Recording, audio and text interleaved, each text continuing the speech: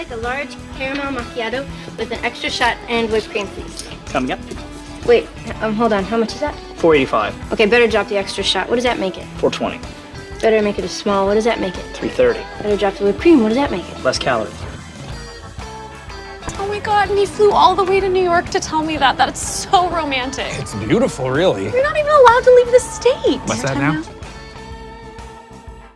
It's Hard-Headed Sports with Spinny and Fetty Bus. Famous for their podcasts, you can now catch them right here on The Al Travis Show. And we'd love to have him on the program. Today we just have Spinny. Spinny, thank you for being here.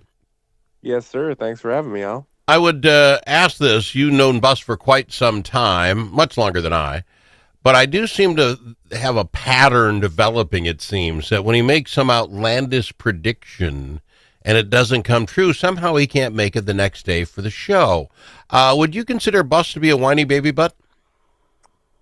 I would not, but the evidence is getting hard to refute, Al. There's quite a bit of evidence coming in, so We will not cast judgment. We'll just keep an eye on that, shall we? Yes. He did pick your Minnesota Timberwolves to beat the Oklahoma City Thunder. I think you actually took them to beat us as well, but you showed today. I said I thought we'd lose that first game, and in fashion, we surely did. Your thoughts on the Timberwolves Thunder game on Tuesday? My thoughts are that no one showed up except for Julius Randle. That are my thoughts.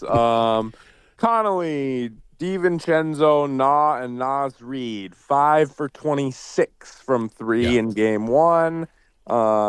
Anthony Edwards decided that the second half was optional in game 1 as well. Now, again, don't want to make these excuses, but Ant did not look the same after he left the floor and then came back. I felt like, I don't know if there was more to the injury or he just got not aggressive, but only 5 points in the second half, 0 points in the fourth quarter, only 1 shot in the fourth quarter of this game. And it was hard for me because everyone's talking about this game like it was some huge blowout. It's like, okay, yeah, it turned into a blowout, but it was a 10-point game with like 6.5 minutes left in the fourth quarter. So it's not like we were getting trashed the entire game. No. This was a really nip and tuck. And again, with the bad shooting, you could say if some of those buckets go in, we're talking the other way. I get that. But Ant, let's talk a little bit about Ant. He got fined $50,000 for language in the post-game thing, saying he only took 13 effing shots in that defeat. He knew he messed up. How does the guy who dribbles the ball more than why is he allowed to say, well, I only took 13 shots? That's on you. 5 were free throws. He took 8 legit shots. Your team is down 10 in the last quarter of the conference finals here. You took 1 shot. And that's on him. Breaking. Yeah. Yeah. I'm missing something. By the way, $430,000 in fines so far this year. I think I texted you in the game right after he got his technical foul. And I said, this is not what we need. This is where the Thunder get in your head. They start running him to death. They start full court pressing, and all of a sudden he's, getting a technical. Is Ant ready for this? Yeah, I think so. I mean, man is 23 years old, so there's going to be a little development and understanding of this. I mean, I think last year we saw in the Western Conference Finals he was gassed because he went way too hard in the first 2 rounds throughout the season. So we saw that improve a little bit. And now this year, like you said, a little bit of the frustration and staying aggressive and being consistent, like that'll be, something we'll probably not see completely improved until next year after he's, worked on an entire off season and stuff. So it's going to be improvement year by year, but Ant's definitely ready for this moment. I mean, he's played mostly well throughout this entire thing. At some point, he's got to know when to put the gas on, though. Yeah. You can't be your best player and shoot 1 shot in the fourth quarter. Julius Randle, what changed with him? You want to follow a player who's the exact opposite. This guy is known for not doing well in the playoffs. Not this year.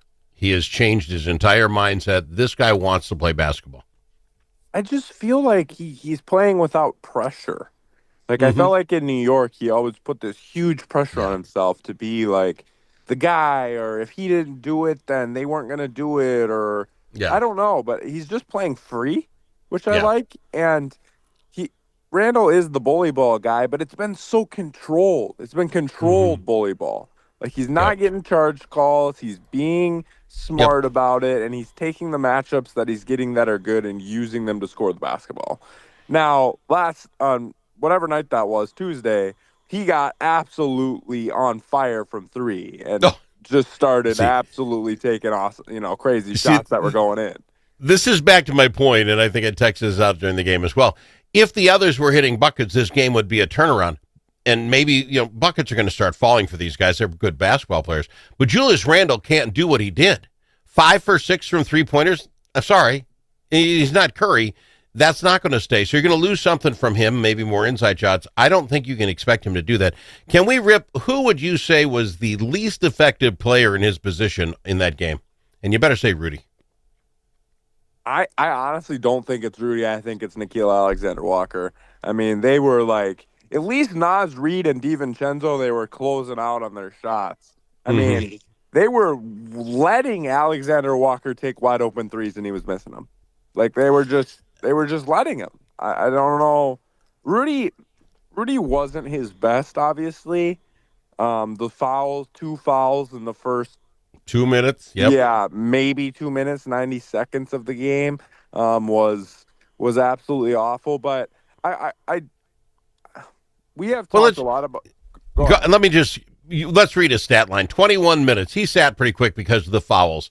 He had a total of 2 points, 3 rebounds. You had told me that you weren't scared of him going up against Chet Holmgren. Holmgren had 15 points, 7 rebounds. You throw Hartenstein in there, another 12. In big man terms, he got his butt handed to him. 4-time Defensive Player of the Year. Yeah, he was the 4th best big man of the night for sure. That's why I'm saying, yes. Randall, Holmgren, Hartenstein, all better than him. So, yeah, I mean, that'll have to improve going forward. But we know with Rudy, like, you're going to get a couple games like this, and then you're going to get a couple games like Game 5 or in the first series and Game 3 in the second one. I mean, it's just Rudy is what he is at this point, and he's on our team, and we're going to have to deal with it going forward. Al, before we move on, though, there's one thing I want to talk about that we haven't talked about, and I'm glad we left it for last because we're going to sound like little whiny baby butts. But the whistle that SGA is getting is unlike anyone else in the playoffs. Why can Alex Caruso beat Nikola Jokic with a baseball bat in the last series in Game 7? But we look at SGA and he acts like we clothesline him and falls and shoots and gets an and one. I mean, like, Jalen Williams and Carson Wallace are assaulting Ant, like physically assaulting him on the other end. And Jaden, like, puts a pinky finger on SGA and it's foul. It's like, I just hate it. And it was the main point of the game from Tuesday. It was. All right. No other player in the league has got that call. You are a whiny baby butt. You are a whiny baby butt. He's been getting that all year long. That's how he got the MVP, right? No, you're right, but in the playoffs, it's changed for everybody. It changes for everybody except him. Why is he why is Ant not getting that whistle? Why is Jalen Brunson in New York, who's a foul baiter as well, not getting that whistle? Why is only SGA the only player that the whistle didn't change from the regular season to the playoffs? Okay, then tell me what happened. Guard him? How are we supposed to guard him? We get whining about that, but he didn't get a call in the second half. The whole foul discrepancy went away in the second half. The refs had to change something. I mean, maybe the foul discrepancy, but not the calls that SGA was getting. All right. That one third quarter call, where McDaniels didn't even touch him, literally did not touch him at all, and they call. If I have to watch an entire series of this, SGA is going to be the most sports-hated player in my mind by the end of the series. All right, tell me what you do. Game time tonight, I believe it is 7:30. I'll look it up. Game time tonight, 7:30. What do we do differently? They're going to tell you from their side, Oklahoma City, do what you've been doing, and Shea won't go for whatever. He had a terrible first half. He came back with his points in the second half. He'll level that out, whether he gets the calls or not. I don't think they change anything, but possibly getting Caruso in earlier. That guy's a game changer when he's in. Well, That's Oklahoma City.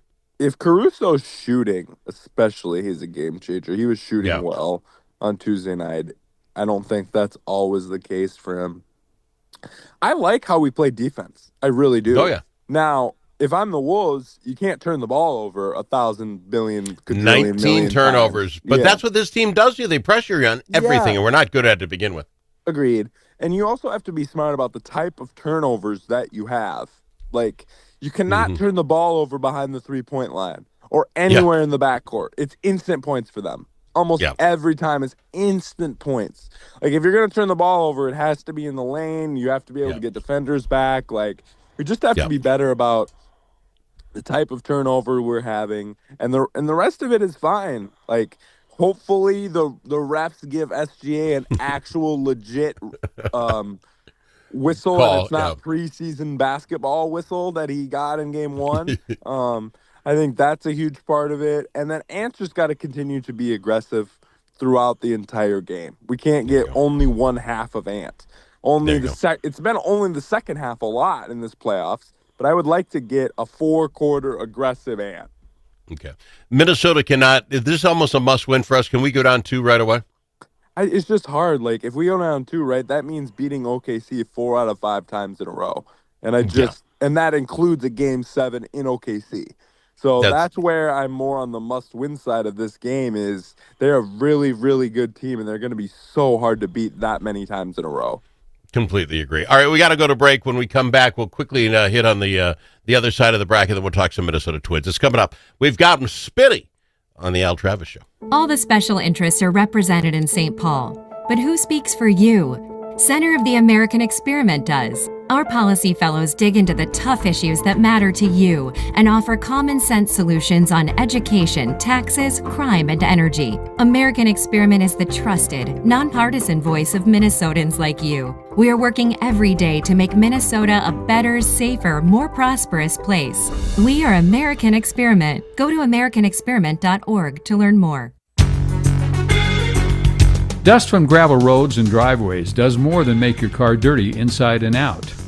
It gets down into your lungs, and it's bad for your health. Now there's an environmentally friendly solution for your dust problems. It's called Dust Lock. Dust Lock can control all your summer dust problems with just one application. Protect your vehicle and your lungs. Learn more at dustlock.com.